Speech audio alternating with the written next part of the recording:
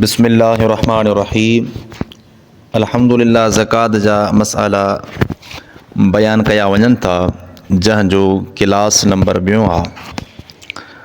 अॼोके हिन मसइलनि में बयानु कंदासीं त प्लाट ते, जॻह ते ऐं किराए वारे शयुनि ते ज़कात जो छा हुकुम आहे। प्लाट अगरि रिहाइश जे लाइ रखियो वियो आहे, यानी जेकॾहिं इहा नियत आहे त हिन में मां पंहिंजी जॻह ठाराहींदुमि, पंहिंजे ज़ाती कम में आणींदुमि, त उन प्लाट जे मथां ज़कात फ़र्ज़ु कान्हे। अगरि उहो प्लाट खपाइण जे लाइ रखियो वियो हो त अहिड़े प्लाट जे मथां ज़कात फ़र्ज़ु थींदी आहे। पर अगरि उहो ज़ाती पंहिंजे इस्तेमाल जे लाइ वरितो वियो आहे, यानी खपाइण जी नियत न आहे, बल्कि पंहिंजे ज़ाती कंहिं कमकार आणण जे लाइ दुकानु ठाराहींदो या जॻह ठाराहींदो, घर ठाराहींदो, जेका बि शइ हुन में ठाराई पंहिंजे ज़ाती कमु आणण जे लाइ जेकॾहिं उहो प्लाट आहे त उन जे मथां ज़कात फ़र्ज़ु न आहे। उहा जॻह जंहिं में रहे थो उन जे मथां ज़कात फ़र्ज़ु न आहे। हाणे 3 नंबर मसइलो आहे त किराए वारे शयुनि ते बि ज़कात जो छा हुकुम आहे।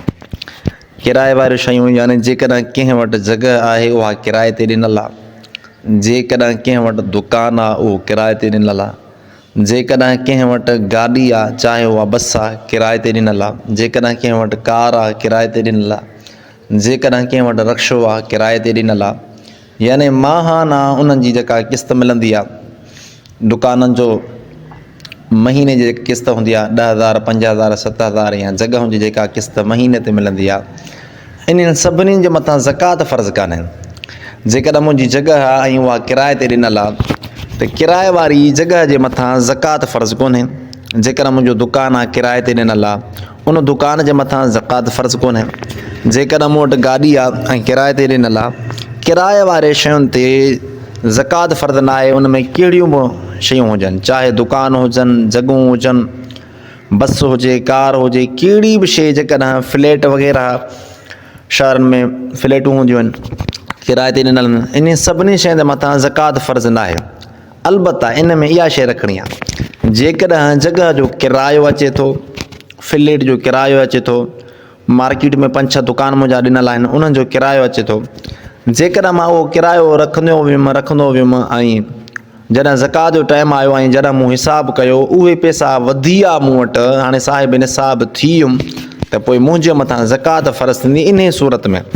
पर जेकॾहिं किरायो ईंदो वियो ऐं मां पंहिंजे ज़ाती कम में आणींदो वियुमि ऐं जॾहिं मां साल पूरो थियो हिसाबु कयो त मूं वटि एतिरा पैसा न रहिया, जेके उहे पैसा 52.5 तोला चांदी जी रक़म जेतिरा थी वञनि, पोइ मूं ते ज़कात फ़र्ज़ु न आहे।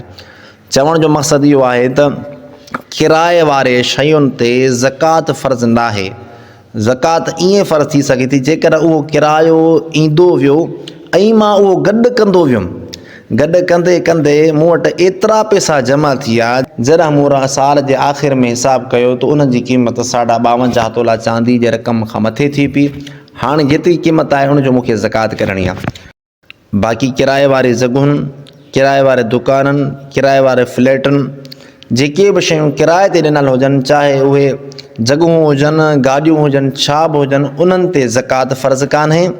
छो जो उहे शयूं खपाइण जे लाइ न आहिनि, बल्कि इस्तेमालु करण जे लाइ आहिनि। हा, अगरि उन्हनि मां आमदनी अगरि एतिरी अचे थी ऐं उहा आमदनी मां रखंदो वियुमि, हता की जॾहिं साल मुकमिल थियो, मूं जो हिसाबु कयो त उन जा पैसा 52.5 तोला चांदी जे रक़म खां मथे थियनि था, त पोइ मां ज़कात कढंदुमि। पर जेकॾहिं मूं वटि आमदनी ईंदी वई, जेकॾहिं मुंहिंजी जॻह 8-10 हज़ार जो किरायो अचे थो, मां पंहिंजे ज़ाती कम में आणियां थो, इन में को बि हर्ज न आहे। यानी उन्हनि जो किरायो रखणु बसि ज़रूरी न आहे। यानी इहा न आहे त हाणे उन्हनि जो किरायो तव्हां रखंदा वञो ऐं आख़िर में हिसाबु कयो, ज़रूरी न आहे।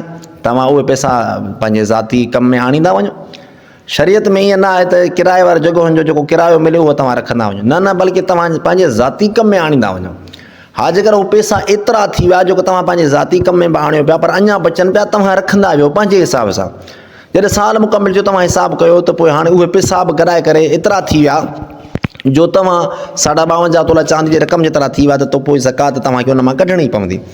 बाक़ी यादि रहणु खपे त जंहिं जॻह में तव्हां रहो था उन जे मथां ज़कात फ़र्ज़ु कोन्हे। जेको प्लाट आहे पंहिंजे ज़ाती कम जे लाइ आणींदो उन जे मथां ज़कात फ़र्ज़ु न आहे। किराए वारियूं शयूं जेके बि आहिनि, दुकान हुजे, घर हुजे, कार हुजे, बस हुजे, फ्लैट हुजनि, इन सभिनी जे मथां बि ज़कात फ़र्ज़ु कोन्हे। अस्सलामु अलैकुम वरहमतुल्लाहि वबरकातुहू।